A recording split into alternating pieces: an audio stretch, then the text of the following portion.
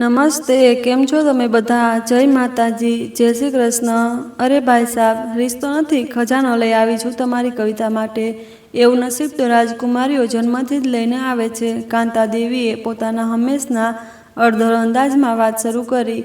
તેમની આંખો કોઈ માહિર જોહરીની જેમ મારી માના ચહેરા પર આશા અને બેતાબીના ભાવ જોઈ રહી હતી. અમારું બે રૂમનું નાનું ઘર આજે કંઈક વધુ નાનું અને ઉદાસ લાગી રહ્યું હતું. પપ્પાએ માળા પર ચાલતી આંગળીઓ રોકી અને સપાટ અવાજે તેમની તરફ જોયું. કાંતાબેન, તમે અમારી હાલત જાણો છો. અમે સીધા સાદા લોકો છીએ. અમને ખજાનાની શોધ નથી. બસ દીકરી માટે સારા અને ભલા લોકો મળી જાય એટલું જ ઘણું છે. તો ભાઈ, ભલા લોકો તો છે, છોકરો બહુ સારો છે. કાંતા દેવીએ પાનની ગિલોરી મોઢામાં મૂકતા કહ્યું, જુઓ, હું એમ નથી કહેતી કે તેઓ બહુ ધાર્મિક છે, પણ દિલના ખરાબ નથી. હા, ભગવાને એટલું બધું ધન આપ્યું છે કે તેમનો નળ ખોલો તો કદાચ પાણીની જગ્યાએ દોલત વહે. બંગલો નથી, આખો મહેલ છે, શાહી ખાનદાનનું. ગાડીઓ એવી કે શહેરનો કમિશનર પણ ઈર્ષાભરી નજરે જુએ. અને વેપાર એવો કે દેશના ખૂણે ખૂણે ફેલાયેલો છે. તમારી કવિતા તેમના ઘરે નહીં, પોતાના નસીબના મહેલમાં પગ મૂકશે. મમ્મીની આંખોમાં એક પળ માટે એવી ચમક આવી, જાણે રણમાં ભટકતા મુસાફરને ક્યાંક પાણી દેખાયું હોય. હું જે બારણાની ચીરમાંથી આ બધું જોઈ રહી હતી, મારું દિલ પણ જોરથી ધડકી ઉઠ્યું. શું મારી પ્રાર્થના કબૂલ થવાની છે? છોકરામાં કોઈ ખામી છે શું? પપ્પાએ શંકાભરી નજરે પૂછ્યું. તેઓ જાણતા હતા કે જ્યારે સોદો આટલો સારો લાગે તો ક્યાંક ને ક્યાંક ખામી જરૂર હોય. કાંતા દેવી એક ક્ષણ માટે થોભી અને ઊંડો શ્વાસ લઈને ધમકાવતા અંદાજમાં બોલી, જુઓ, ખામી તો ન કહી શકાય ભાઈ સાહેબ, પણ હા, થોડોક માનસિક દર્દી છે. એવું લાગ્યું જાણે ઓરડામાં કોઈએ બોમ્બ ફેંકી દીધો હોય. મમ્મીના ચહેરાની ચમક ગાયબ થઈ ગઈ અને પપ્પાનો ચહેરો ગુસ્સાથી લાલ થવા લાગ્યો. આ શું મજાક છે? પપ્પાનો અવાજ તેજ થયો. મારી દીકરી કોઈ નકામી વસ્તુ નથી કે તું એક પાગલના ગળે બાંધીને તારું ખિસ્સું ગરમ કરવા માગે છે. નીકળ અહીંથી. અરે અરે, ગુસ્સો તો જુઓ. કાંતા માસીએ ટીઢાઈથી હસતા કહ્યું, મેં પાગલ તો નથી કહ્યું. દર્દી એટલે થોડો સીધો છે, ભોળો ભાળો છે, દુનિયાની ચાલાકીથી દૂર. અરે, આજકાલના જમાનામાં આવો સીધો પતિ મળવો એ પણ ભગવાનનો આશીર્વાદ છે. જે કહેશો એ માનશે, જ્યાં બેસાડશો ત્યાં બેસી જશે. કવિતા ભણેલી ગણેલી છે, એ તેને સંભાળી લેશે. અને વિચારો તો ખરા, જ્યારે પતિ મુઠ્ઠીમાં હશે તો કરોડની જાયદાદ કોની હશે? તમારી દીકરીની. તમારી દીકરી રાજ કરશે, રાજ. આ છેલ્લી વાત એક એવું તીર હતું જે સીધું મારી મમ્મીના દિલમાં વાગ્યું. જેઓ પોતાની બીમારી અને ઘરની ગરીબી સામે લડતા લડતા થાકી ગયા હતા. પપ્પા દિવસભર મહેનત પછી પણ રાતે ચૂલો સળગશે કે નહીં, એ ચિંતા તેમને અંદરથી ખાઈ રહી હતી. કાંતા માસીના જવાબ પછી ઘરમાં એક તોફાન ઊભું થયું. દીદી, તું આ લગ્ન બિલકુલ નહીં કરે. સૌથી નાની બહેન પૂજાએ રડતા રડતા મને કહ્યું અને મારો હાથ પકડી લીધો. લોકો શું કહેશે કે પૈસા માટે એક પાગલ સાથે લગ્ન કરાવી દીધા? લોકો? મેં ઠંડો શ્વાસ લઈને કહ્યું, ક્યાં લોકો? એ જ લોકો જે દરેક રિશ્તા પર આપણા ઘરની તૂટેલી દિવાલો અને મારા દહેજના ખાલી સંદૂકો જોઈને મોં બનાવીને ચાલ્યા જાય છે. એ જ લોકો જેમણે પપ્પાની ઝૂકેલી કમર અને મમ્મીના પીળા ચહેરાને ક્યારેય નથી જોયો. એ લોકોની પરવા કરું? મને ગયા અઠવાડિયાનું એ દ્રશ્ય યાદ આવી ગયું, જ્યારે એક શ્રીમંત ઘરની સ્ત્રી રિશ્તો લઈને આવી હતી અને તેણે અમારા પીવાના પાણીનો ગ્લાસ એમ કહીને પાછો આપી દીધો હતો કે ન જાણે કેવું પાણી છે, મારા દીકરાનું ગળું ન બગડે. એ દિવસે હું અંદરથી તૂટી ગઈ હતી. પણ દીદી, સુખ પૈસાથી ખરીદી શકાતું નથી. વચ્ચેની બહેન અન્નુએ સમજાવવાની કોશિશ કરી. તો શું ગરીબીમાં સુખ મળે છે? મેં કહ્યું, જ્યારે મમ્મી દુખાવાને કણશે અને અમે તેમના માટે દવા નથી લાવી શકતા, ત્યારે શું સુખ મળે છે? જ્યારે પપ્પા મજૂરી ન મળવાથી ખાલી હાથ ઘરે આવે, ત્યારે શું સુખ મળે છે? હું મારી ખુશીનું બલિદાન આપીને તમારા બધાનું જીવન ખરીદી રહી છું. આ એક સોદો છે, પ્રેમ નથી. અને આ સોદો મને મંજૂર છે. એ જ વખતે પપ્પા ઓરડામાં દાખલ થયા. તેમના હાથમાં ડૉક્ટરની એક પર્ચી હતી અને ચહેરા પર એવી હાર લખાયેલી હતી જે મેં પહેલાં ક્યારેય નહોતી જોઈ. ડૉક્ટર કહે છે કે મમ્મીની સારવાર જલ્દીથી જલ્દી શરૂ કરવી પડશે. એક એક ઇન્જેક્શન હજારો રૂપિયાનું છે. તેમનો અવાજ ભારે થઈ ગયો. આટલા પૈસા હું ક્યાંથી લાવું? એમ કહીને તેઓ ત્યાં જમીન પર બેસી ગયા. એક મજબૂત માણસનું આવું તૂટવું એ કોઈ કયામતથી ઓછું નહોતું. નિર્ણય થઈ ગયો હતો. આ માત્ર મારા જીવનનો સવાલ નહોતો, આ મારી મમ્મીના જીવનનો સવાલ હતો. હું પપ્પા પાસે ગઈ અને તેમનો હાથ પકડી લીધો. પપ્પા, મને આ રિશ્તો મંજૂર છે. પપ્પાએ આંખો ઊંચી કરીને મને જોયું. તેમની આંખોમાં દર્દ, લાચારી અને એક દીકરીનું બલિદાન આપી દેવાનું ન કહી શકાય તેવું દુઃખ હતું. બેટા, તેમના મોઢેથી માત્ર આટલું જ નીકળ્યું. તમારી દીકરી એટલી નબળી નથી. મેં હસવાની કોશિશ કરી. હું બધું સંભાળી લઈશ. તમે ફક્ત મમ્મીની ચિંતા કરો. એ રાતે અમારા ઘરમાં કોઈ નહોતું સૂયું. આંસુઓ અને સિસકીઓ વચ્ચે મારા જીવનનો સૌથી મોટો સોદો નક્કી થઈ ગયો. હું સ્વર્ગમાં જઈ રહી હતી કે નરકની ટિકિટ ખરીદી લીધી. એનો નિર્ણય હવે સમય કરશે. જે દિવસે મારી વિદાય હતી, મને લેવા આવેલી ગાડી એટલી શાનદાર અને લાંબી હતી કે અમારી આખી ગલી તેમાં સમાઈ જાય. જ્યારે હું એ ઠંડી સુખદ ગાડીમાં બેઠી ત્યારે મને મારા ઘરનો ઘોઘાટ, મારી બહેનોનો હાસ્ય અને મમ્મીની લોરી ખૂબ યાદ આવી. મેં મારા આંસુઓને અંદર ઉતારી લીધા. હવે રડવું મનાય હતું. બંગલો કોઈ સપનાનો મહેલ જેવો હતો. ઊંચા દરવાજા, સંગેમરમરનું ફર્શ અને છત પર લટકતા ઝુમર તારાઓની જેમ ચમકતા હતા. પણ એ બધી ચમકદમકમાં એક વિચિત્ર ઠંડક અને સનાટો હતો. મારા સ્વાગત માટે મારી સાસુ મેનકા અને બે નણંદો સોનિયા અને ટીના એવી રીતે ઊભા હતા જાણે તેઓ કોઈ મહેમાન નહીં પણ નવું ખરીદેલું ફર્નિચરની રાહ જોતા હોય. તો આ છે એ નવો નમૂનો જે મમ્મીએ ભાઈ માટે પસંદ કર્યો છે. મોટી નણંદ સોનિયાએ મને એક ચક્કર લગાવીને જોતા કહ્યું, જાણે હું કોઈ મ્યુઝિયમની વસ્તુ હોય. એના કપડાં તો બહુ જ વિચિત્ર અને સસ્તા લાગે છે. એને અંદર લઈ આવો. મેનકાજીએ કોઈ નોકરાણીને હુકમ આપતા અંદાજમાં કહ્યું. અને સાંભળ છોકરી, તેઓ મારી પાસે આવ્યા. તેમની આંખોમાં કોઈ નરમાશ નહોતી. આ ઘરમાં શ્વાસ લેવાના પણ નિયમો છે. પહેલો નિયમ જીભ બંધ રાખવી. બીજો નિયમ જે કહેવામાં આવે એ ચૂપચાપ કરવું. અને ત્રીજો નિયમ, સૌથી મહત્વનો નિયમ, અમારી સોસાયટીમાં અમને શર્મિંદા ન કરવું. સમજી ગઈ? આ સ્વાગત નહોતું, એકસાથે ચેતવણી હતી. મારું દિલ ડૂબવા લાગ્યું. જે મહેલના સપના જોતી હતી એ તો એક સુંદર જેલખાનું નીકળ્યું. અને જે ઓરડામાં લઈ જવામાં આવી એ મારા આખા ઘરની ઘણું મોટું હતું. દરેક વસ્તુ કિંમતી હતી પણ નિર્જીવ અને ઠંડી. બેડ પર નમન બેઠો હતો. તેણે મને જોઈને એક લાંબી અને આંખ ખાલી હસી આપી. તું આવી ગઈ? તેણે ખુશીથી કહ્યું. બધા કહેતા હતા કે તું આવી ગઈ છે. તારું નામ શું છે? કવિતા. મેં હળવેકથી કહ્યું. કવિતા? તેણે શબ્દનું પુનરાવર્તન કરતા વિચારતા કહ્યું. સારું છે. તારું નામ શું છે? મેં ચોંકીને ફરીથી મારું નામ કહ્યું. કવિતા. તેણે ફરીથી થોડું ગાઢ વિચારતા કહ્યું. હા હા કવિતા, બહુ સારું નામ છે. એમ કહીને તે પોતાના રમકડા સાથે રમવા લાગ્યો. મારું માથું ચક્કર ખાવા લાગ્યું. આ માણસ તો પોતાનો સવાલ જ ભૂલી જાય છે. મારું આખું જીવન આવા ખાલી દિમાગના માણસ સાથે જ પસાર થવાનું હતું. અચાનક તે રમત છોડીને મારી તરફ ફર્યો.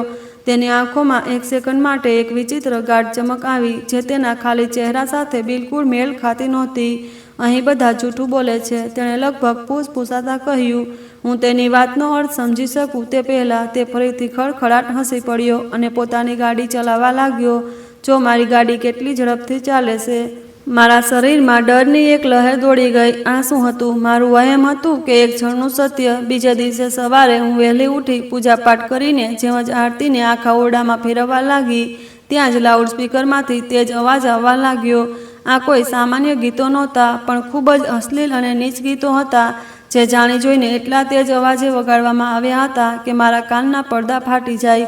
હું માંડ મારી બાકીની પૂજા કરી શકી. જ્યારે હું બહાર નીકળી તો સોનિયા અને ટીના સોફા પર બેસીને કોફી પીતા હસતા હતા. ઓ માય ગોડ સોનિયા, જો ટીનાએ મને જોતા નાટકીય અંદાજમાં કહ્યું. ઘરની નવી ધાર્મિક વહુએ પોતાની પંડિતાઈ શરૂ કરી દીધી. ભગવાનની પૂજા કરવી એ કોઈ પંડિતાઈનું કામ નથી. મેં મારો અવાજ મજબૂત રાખીને કહ્યું. અને આ ઘરમાં ભગવાનનું નામ લેવામાં આવે છે એના પર તો તમારે ખુશ થવું જોઈએ. ખુશી? ત્યાં જ મેનકાજી કિચનમાંથી બહાર આવ્યા. તેમની આંખોમાં સ્પષ્ટ તિરસ્કાર દેખાતો હતો. અમારા ઘરમાં ખુશી પાર્ટીઓથી, ગીતો વગાડવાથી અને હાઈ ક્લાસ જીવનથી આવે છે. આ રડવું, ધોવું અને ભગવાનનું નામ લેવું, આ બધું તમારા ઘરના રિવાજ હશે. અહીં આ બધું નથી ચાલતું. તેઓ મારી પાસે આવ્યા અને મારા પગ પાસે એક ગંદુ કપડું ફેંકી દીધું.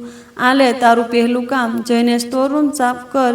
આ ઘરમાં તારી અસલી જગ્યા એ જ છે. તેમનો હુકમ અને તેમનો અંદાજ એ બતાવવા માટે પૂરતો હતો કે હું વહુ બનીને નહીં પણ એક બેજુબાન, બેઇજ્જત અને ગુલામ બનીને આ ઘરમાં આવી હતી.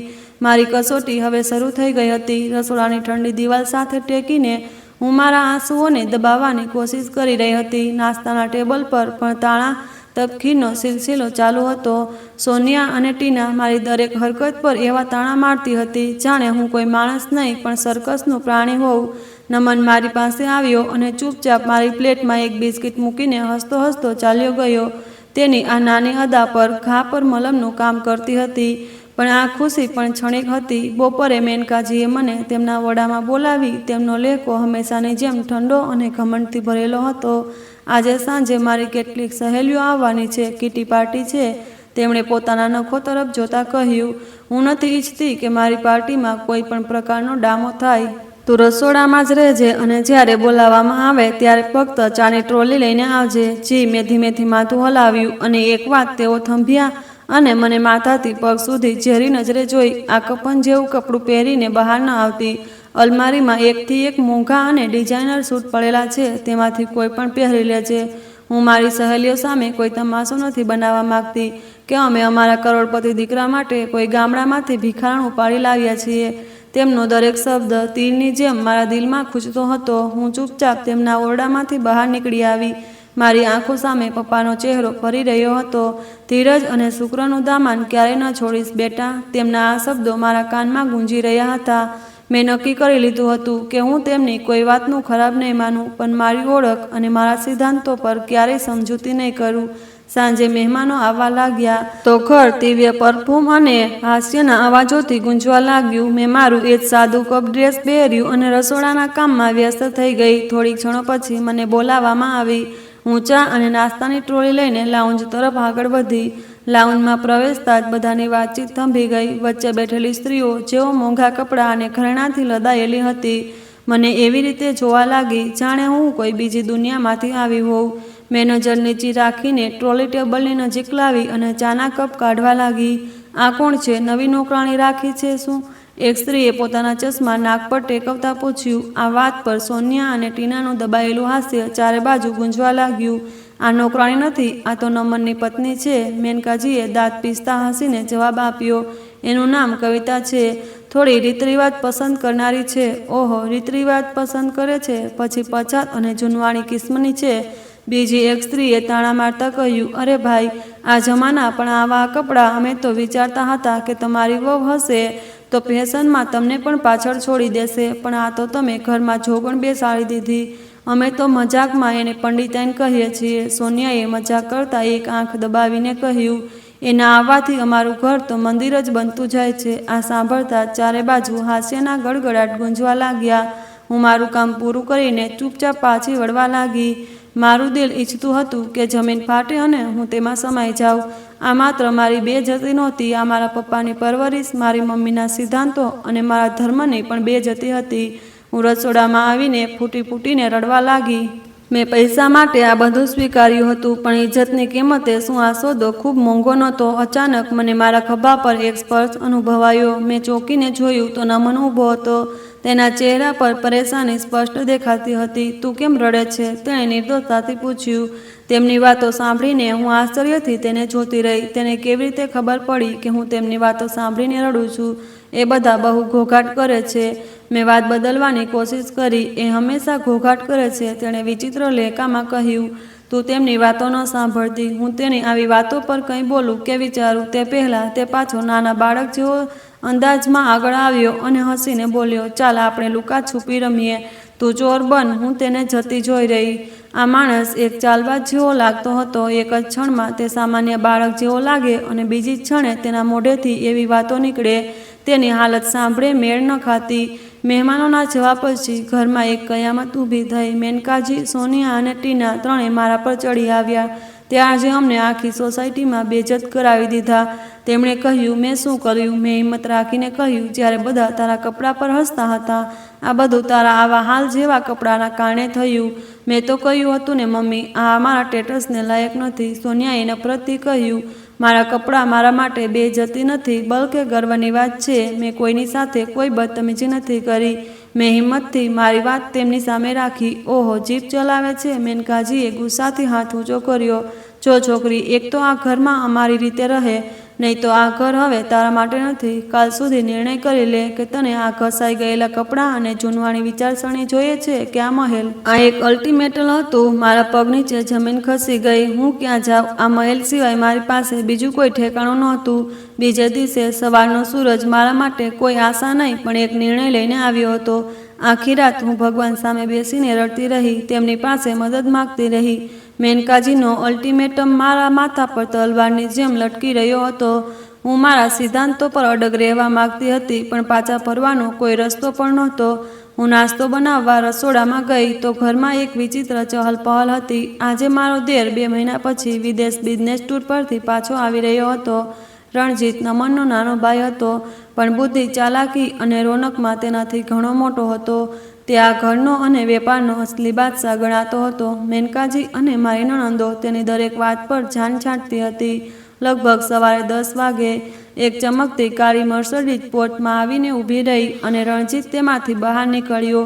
તે કોઈ ફિલ્મના હીરો જેવો લાગતો હતો. મોંઘું સૂટ, કિંમતી ઘડિયાળ અને આંખો પર બ્રાન્ડેડ ચશ્મા. તેણે ઘરમાં પગ મૂકતા જ પોતાની માતા અને બહેનોને ગળે લગાડ્યા. તેની નજર જ્યારે મારા પર પડી, જે માથે દુપટ્ટો ઓઢીને ખૂણામાં ઊભી હતી, તો તેની આંખોમાં એક વિચિત્ર લહેર દોડી ગઈ. આ કોણ છે? તેણે પોતાની માતા પાસે ધીમેથી પૂછ્યું, જાણે હું મારા કાનથી બહેરી હોઉં. જી, આ તારી ભાભી છે, કવિતા. મેનકાજીએ બહુ જ નફરતભર્યા લહેકામાં મારી ઓળખ કરાવી. મારો દેર જોરથી હસી પડ્યો. ભાભી? સાચે જ મમ્મી, તમે ભૈયા માટે આ નાયબ મળી? ઘરમાં કામવાળીની કમી લાગે છે કે ઘણું અનુભવાતી હતી. તેની આ વાત પર સોનિયા અને ટીના ખડખડાટ હસી પડ્યા. મેં લોહીનો ઘૂંટ ગળી લીધો અને ચૂપચાપ રસોડામાં પાછી આવી ગઈ. રણજીતનો વ્યવહાર તેની માતા અને બહેનો કરતાં પણ 2 હાથ આગળ હતો. મને અંદાજો આવી ગયો કે મારા માટે હવે મુશ્કેલીઓનો એક નવો દોર શરૂ થઈ ગયો છે. આખો દિવસ રણજીત ઘરે જ રહેતો. તે પોતાના લેપટોપ પર કામ કરતો, ફોન પર ચીસો પાડીને કોઈને સૂચનાઓ આપતો રહેતો અને પોતાની માતા અને બહેનો પર હુકમ ચલાવતો. નમન તેની સામે બિલકુલ ભીગી બિલાડીની જેમ રહેતો. તે પોતાના ભાઈથી ડરતો હતો અને તેની સામે આવતા જ કોઈ ખૂણામાં છુપાઈ જતો. રણજીત પણ તેને ઘરનું એક નકામું ફર્નિચર સમજીને અવગણતો.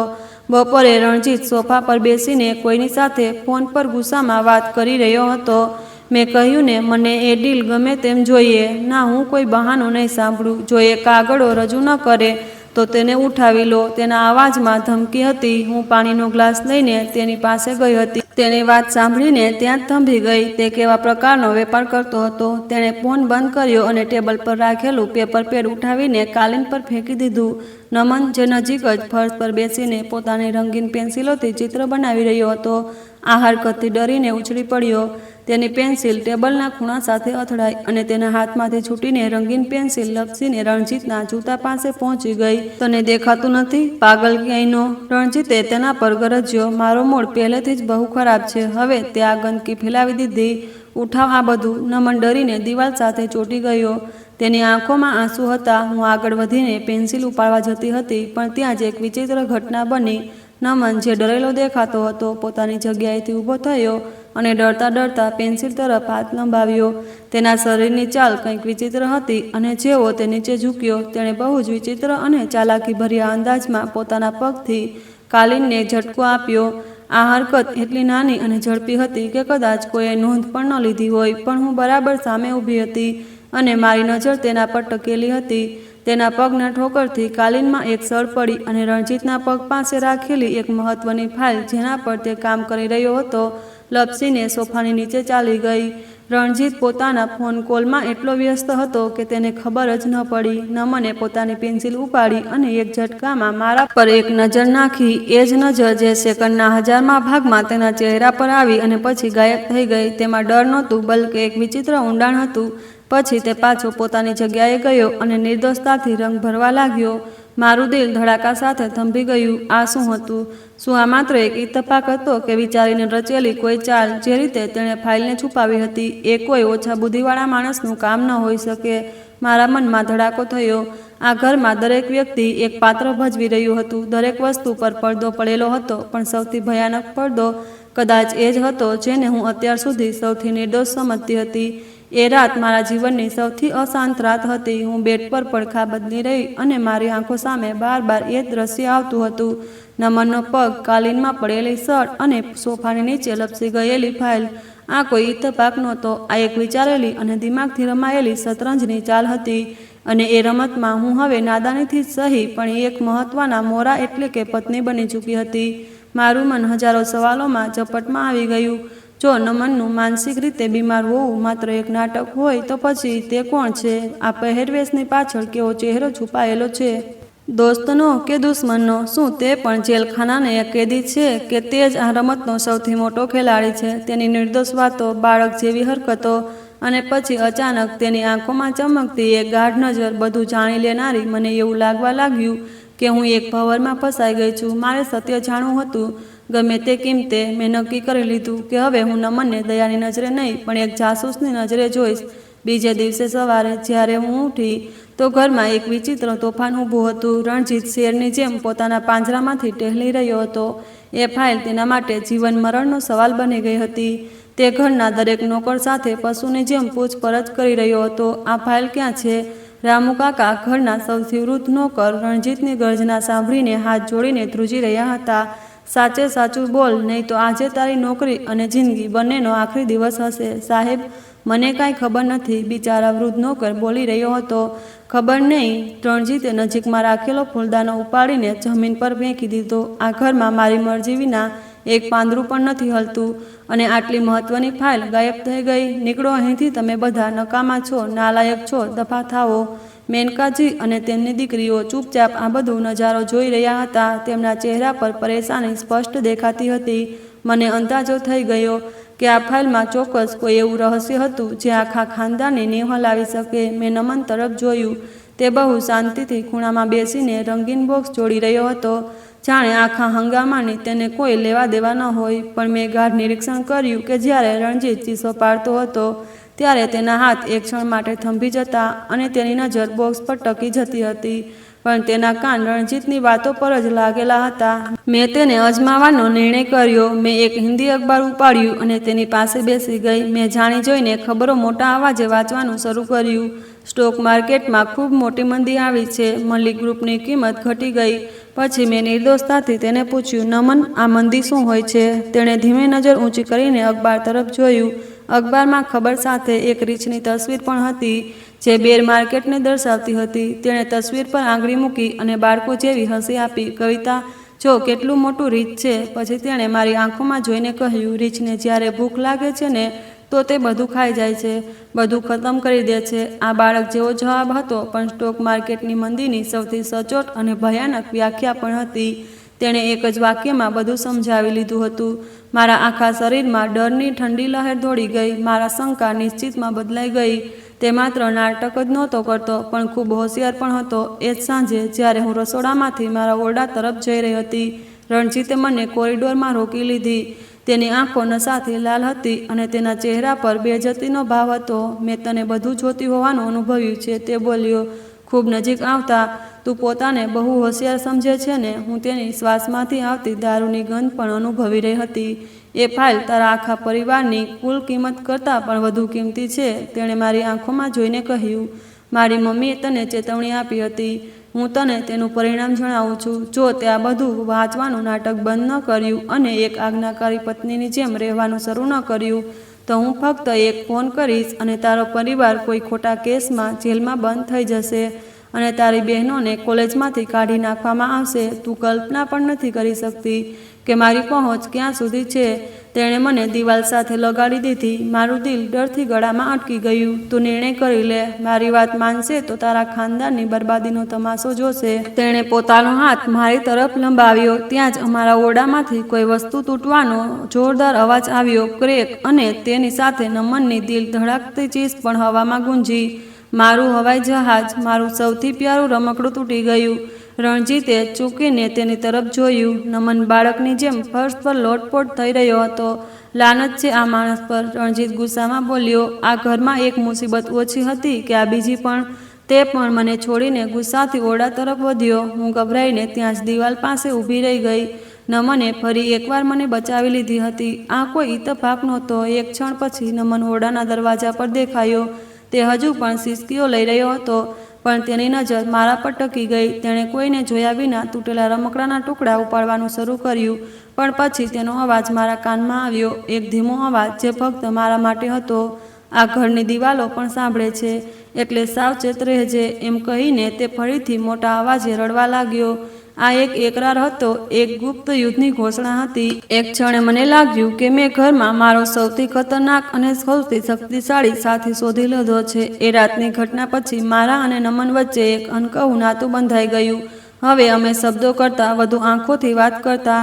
જ્યારે પણ અમે ઓરડામાં એકલા હોઈએ, તેના ચહેરા પરથી નિર્દોષતાનો પડદો થોડીક ક્ષણો માટે હટી જતો અને તે થાકેલો સમજદાર માણસ લાગતો. તે મારી સાથે વધુ વાત નહોતો કરતો, પણ તેની હાજરીમાં મને એક વિચિત્ર સુરક્ષાનો અહેસાસ થતો. હું જાણતી હતી કે હું આ ઘરમાં એકલી નથી. બીજી તરફ રણજીત સાથે મારો નાતો દિવસે ને દિવસે વધુ વિચિત્ર થતો જતો હતો.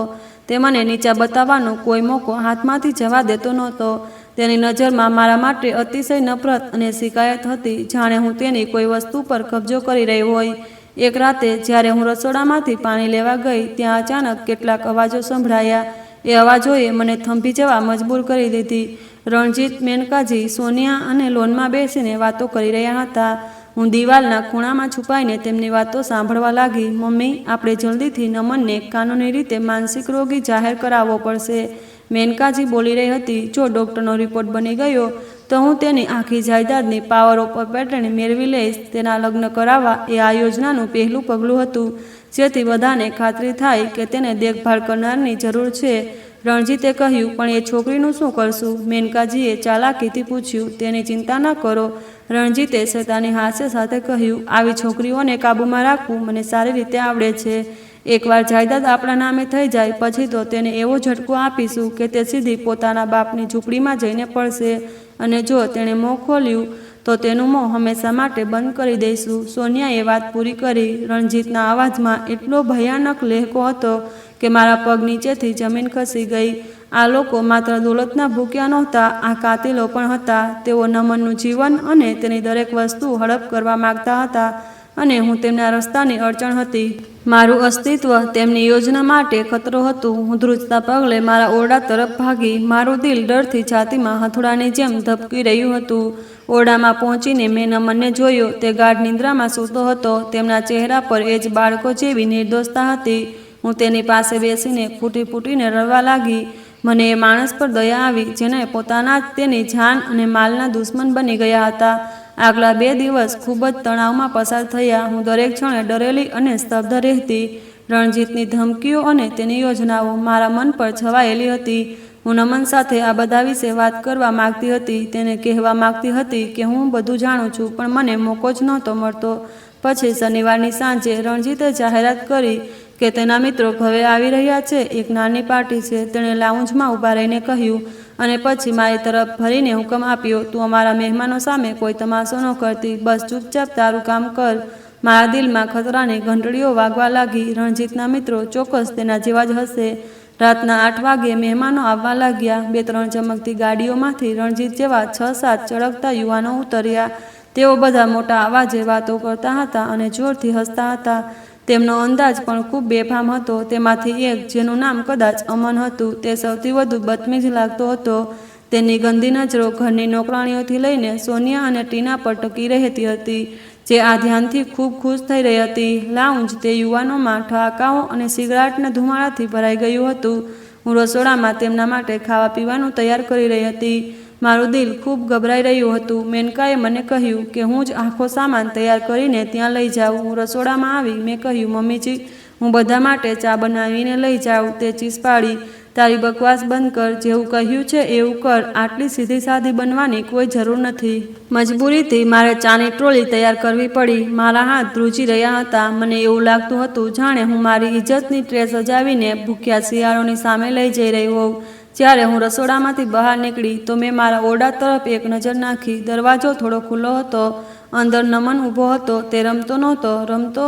તે બારી પાસે ઊભો રહીને બહાર લોકો તરફ જોઈ રહ્યો હતો. તેના ખભા તણાયેલા હતા અને તેના ચહેરા પર બાળકો જેવી નિર્દોષતા નહોતી, બલકે ખડક જેવી કઠોરતા અને રાહ જોવાનો ભાવ હતો. એવી રાહ જેની શિકારી પોતાના શિકારને જાળમાં ફસાવવાની રાહ જોતો હોય. મારું દિલ ધડાકા સાથે થંભી ગયું. આજે રાતે કંઈક થવાનું હતું, કંઈક ખૂબ મોટું, અને કદાચ એવું જે આ ઘરની દરેક દિવાલને હલાવી દે. મારા હાથ હજુ પણ ખૂબ ધ્રુજી રહ્યા હતા. ટ્રોલીના પૈડા કાલીન પર એક મનહૂસ અવાજ ઉત્પન્ન કરી રહ્યા હતા, જાણે તે મારા અંજામની ઘોષણા કરતા હોય. મેં એક ઊંડો શ્વાસ લીધો અને લાઉન્જમાં પગ મૂક્યો. અંદરનું વાતાવરણ મારી કલ્પના કરતાં પણ વધુ ખરાબ હતું. 7-8 યુવાનો સોફા પર અડધા નશામાં પડેલા હતા. હવામાં સિગારેટનો ધુમાડો તરતો હતો. સોનિયા અને ટીના તેમની સાથે એવી રીતે નિર્ણયપણે હસતી હતી જાણે તેઓ તેમના ભાઈના નહીં પણ તેમના પોતાના મિત્રો હોય. ઓ ભાઈ, બધા લોકો તાળીઓથી સ્વાગત કરો, રણજીતે મને જોઈને મોટા અવાજે કહ્યું. આ સાંભળતા જ ખડખડાટ હાસ્ય ગુંજવા લાગ્યું. હું નજર નીચે રાખીને ટેબલની નજીક પહોંચી ગઈ.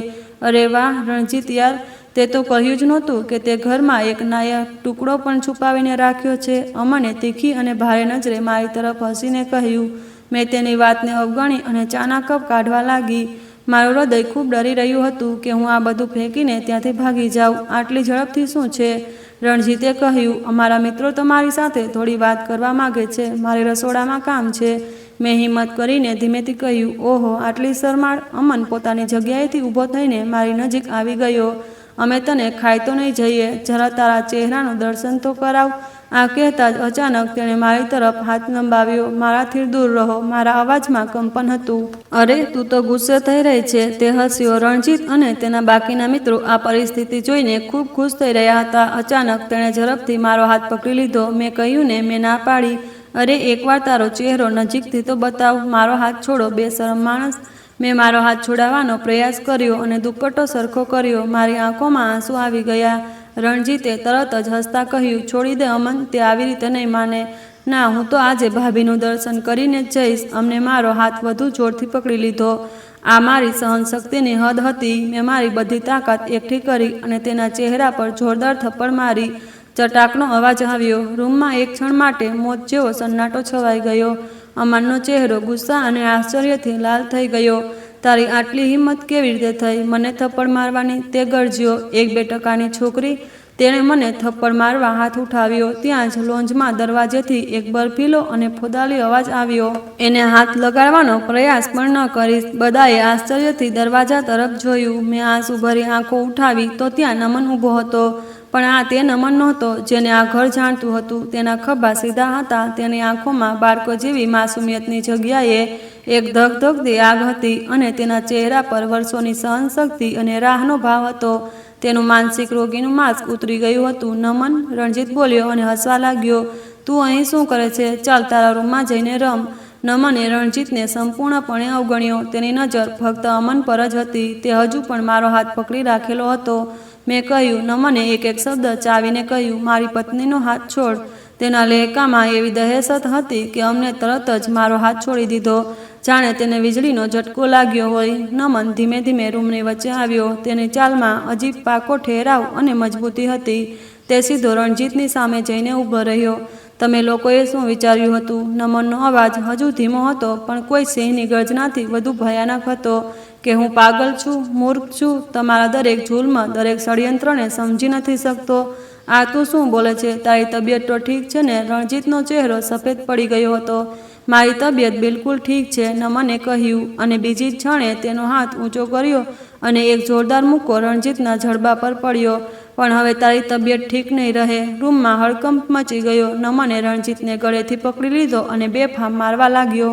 તારી હિંમત કેવી રીતે થઈ મારી ઇજ્જત પર હાથ નાખવાની? તે ચીસ પાડી રહ્યો હતો. પહેલાં તમે લોકોએ મારો માલ છીનવવાની કોશિશ કરી અને હવે મારી પત્ની. રણજીતના મિત્રો દળીને પોતાના મિત્રને બચાવવા આગળ વધ્યા.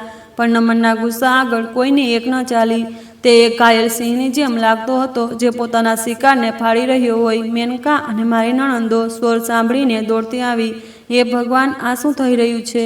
નમન, મારા દીકરાને છોડ. મેનકાજી જોરથી ચીસો પાડી રહી હતી. હું ત્યાં જ ઊભી હતી.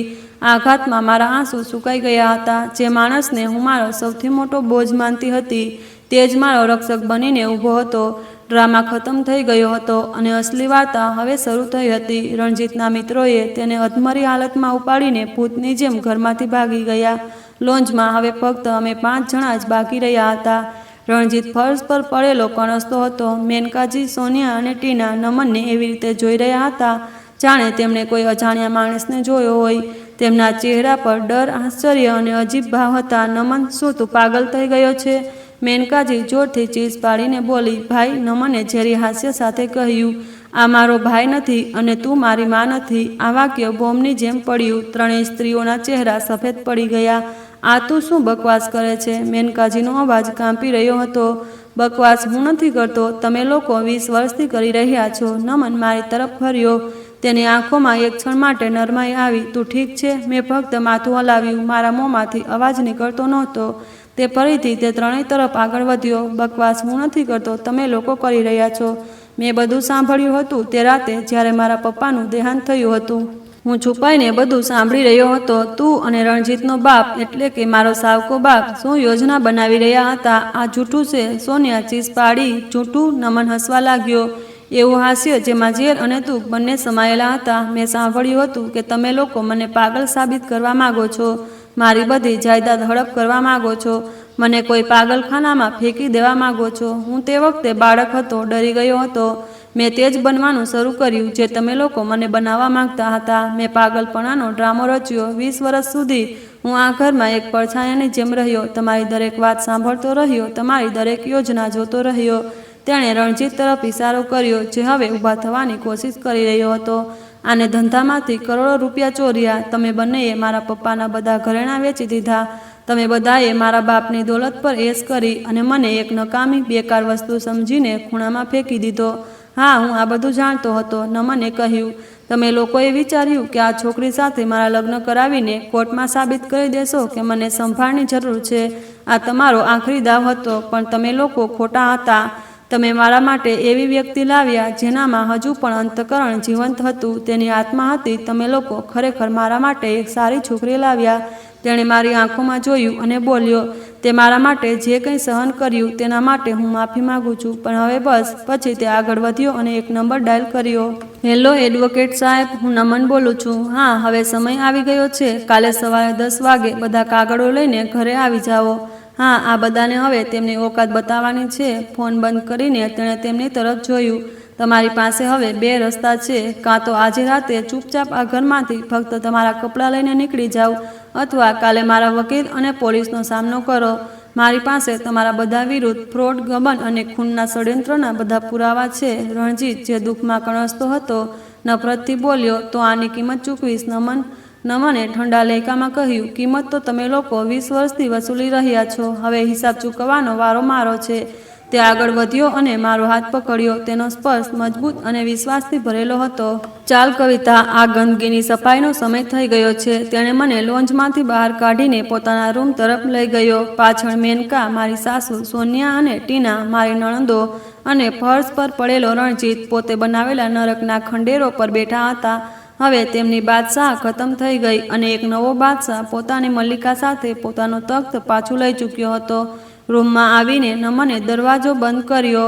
લોન્જમાંથી ચીસો અને રડવાના ધીમા ધીમા અવાજો હવે થંભી રહ્યા હતા. અમારી વચ્ચે એક અજીબ શાંતિ પથરાઈ. આ તે શાંતિ નહોતી જે અગાઉ અમારી વચ્ચે હતી. આ એકબીજાને સમજવાની અને જાણવાની કોશિશ હતી. મેં પહેલીવાર નમનને તેના અસલી રૂપમાં જોયો. તે એક સમજદાર, મજબૂત અને થાકેલો માણસ હતો, જેણે 20 વર્ષ સુધી અસહ્ય બોજો કોઈ રીતે ઉઠાવ્યો હતો.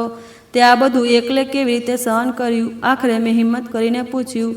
તેણે ઊંડો શ્વાસ લીધો, જાણે તે 20 વર્ષનું ઝેર બહાર કાઢી રહ્યો હોય. જાણે માણસ પાસે કોઈ બીજો રસ્તો ન હોય તો તે સહન કરવાનું શીખી જ જાય. કવિતા, તેના અવાજમાં ઊંડું દુઃખ હતું. હું બાળક હતો જ્યારે મેં મારા પપ્પાના મૃત્યુ પછી આ લોકોને ષડયંત્રની વાતો કરતા સાંભળ્યા. હું ખૂબ ડરી ગયો હતો. હું જાણતો હતો કે જો મેં મારી સમજદારી બતાવી તો તેઓ મને કોઈને કોઈ રીતે રસ્તામાંથી હટાવી દેત. એટલે મેં તેને બનાવવાનું શરૂ કર્યું જે તેઓ મને જોવા માગતા હતા. એક ઓછું અક્કલ અને ના સમજ છોકરો. આ મારી પોતાની સુરક્ષા માટે હતું. મારું હથિયાર હતું, પણ આ ખૂબ મુશ્કેલ હશે. મુશ્કેલ? આ તો નરક જેવું હતું. તે બોલ્યો, રોજે રોજ પોતાના કાતિલો સાથે રહેવું, તેમની નફરતભરી નજરો સહન કરવી, તેમના ટોણા સાંભળવા અને તેમ છતાં હસતા રહીને એક પળનો પણ અભિનય નિભાવવો. હું અંદરની અંદર મરી રહ્યો હતો. હું ફક્ત યોગ્ય સમયની રાહ જોતો હતો. અને તે યોગ્ય સમય ક્યારે આવ્યો? મેં પૂછ્યું. તેણે મારી તરફ જોયું અને તેની આંખોમાં પહેલીવાર મેં આભારની ભાવના જોઈ. તે યોગ્ય સમય તું લઈને આવી. જ્યારે મેં તને આ બધાની સામે તારી ઇજ્જત અને સિદ્ધાંતો માટે ઊભેલી જોઈ, ત્યારે મેં તને દરેક જુલ્મ સહન કર્યા પછી પણ રાતે ઉઠીને ભગવાનની સામે રડતી જોઈ, ત્યારે મને હિંમત મળી. મને લાગ્યું કે જો તું આટલી બહાદુર થઈ શકે છે તો મારે પણ હવે મારો હક લેવો જોઈએ. તે મને એ હિંમત આપી જે હું 20 વર્ષમાં એકઠી નથી કરી શક્યો. તેની વાતોએ મારા હૃદયને સ્પર્શી લીધું. મારા આંસુ વહેવા લાગ્યા. આ સહાનુભૂતિના આંસુ નહોતા, પણ એક અજીબ પ્રકારની ખુશી અને ગર્વના આંસુ હતા. બીજા દિવસે સવારે 10 વાગે વકીલ આવી ગયો. નમન સંપૂર્ણપણે બદલાઈ ગયેલો માણસ હતો.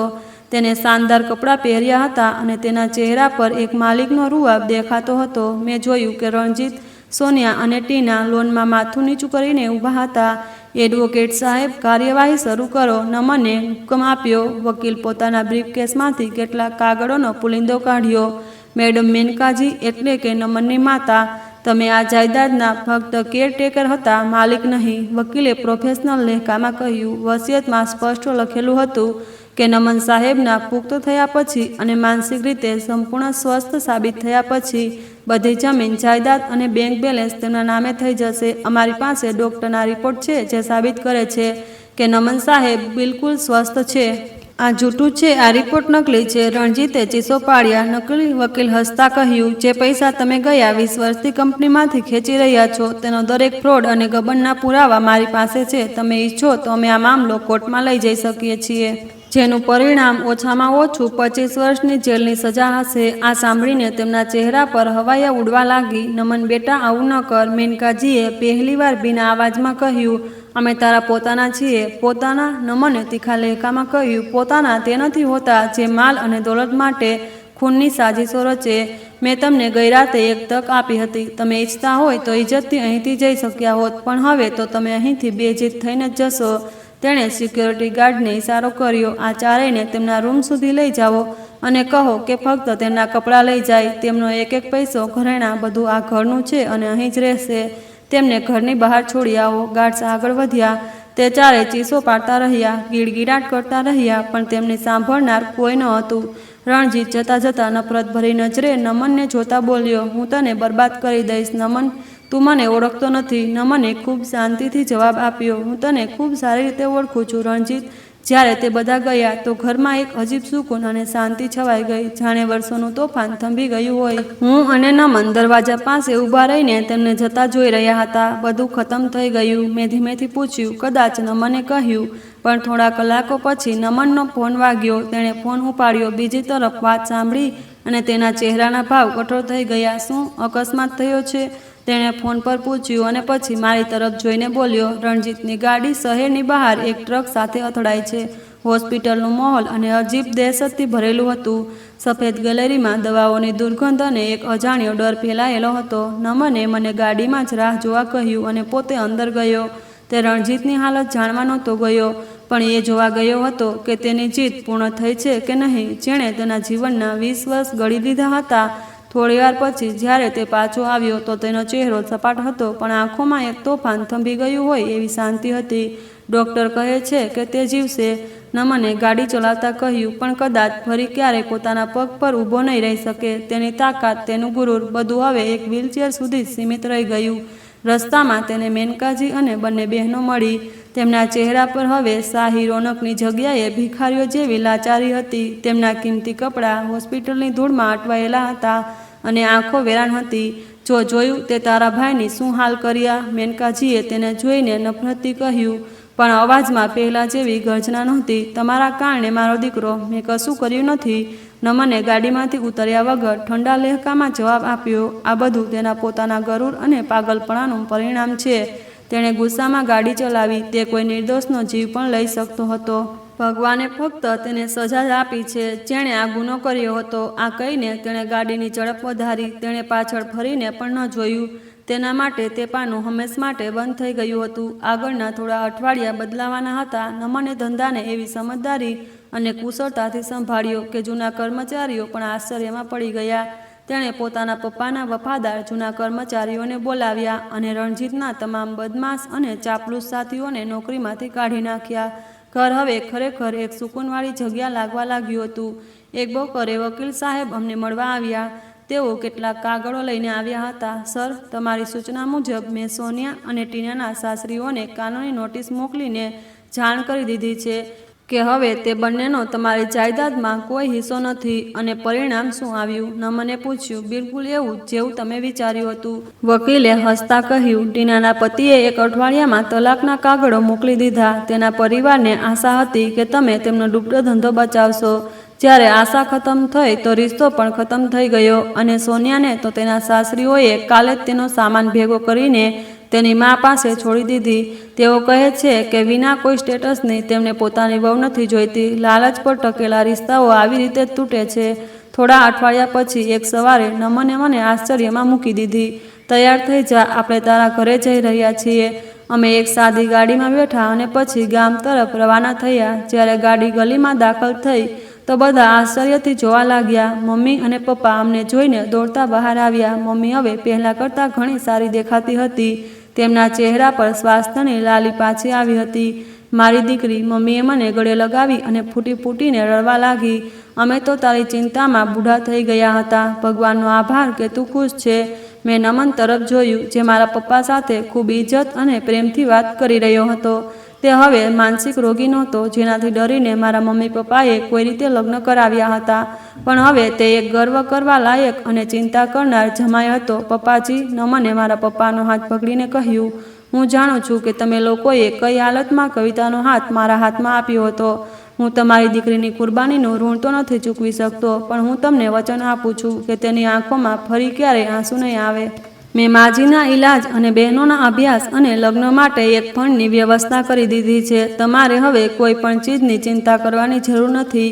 પપ્પાની આંખોમાં આંસુ આવી ગયા. બેટા, મેં તો મારી દીકરીનો સોદો કર્યો હતો. મને માફ કરી દે, પણ તે સોદાને પણ એક અનમોલ રિશ્તામાં બદલી દીધો. તે મારી ઇજ્જત રાખી. તે દિવસે મેં મારા ખાનદાનની આંખોમાં એક ખુશી જોઈ. તે ખુશી જે દોલતથી નહીં પણ સુકૂન અને ઇજ્જતથી મળે છે.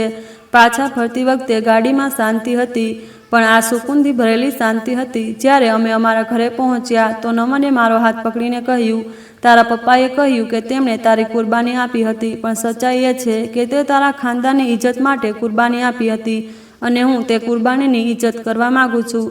તેણે મને તે જ કાગળો આપ્યા જે થોડા દિવસ પહેલાં વકીલ લઈને આવ્યો હતો. આ અડધી જાયદાદ હવે તારા નામે છે. આ કોઈ ભીખ નથી, આ તારો હક છે. તું આ ઘરની મલિકા છે અને મારી જીવનની સાથી છે. મેં કાગળો જોયા વગર તેના છાતી પર માથું મૂકી દીધું. મારી શોધ હવે પૂર્ણ થઈ ગઈ હતી. હું આ ઘરમાં દોલતની શોધમાં આવી હતી, પણ ભગવાને મને દોલતની સાથે ઇજ્જત, મોહબ્બત અને સુકૂન એવો સાથી પણ આપ્યો હતો, જેણે મારી આત્માના ઘાવ પર મલમ લગાવી દીધો હતો. અમે મળીને એક નરકને સ્વર્ગમાં બદલી દીધું હતું અને હવે અમારું આગળનું જીવન પણ આ જ સ્વર્ગમાં વિતાવવાનું હતું.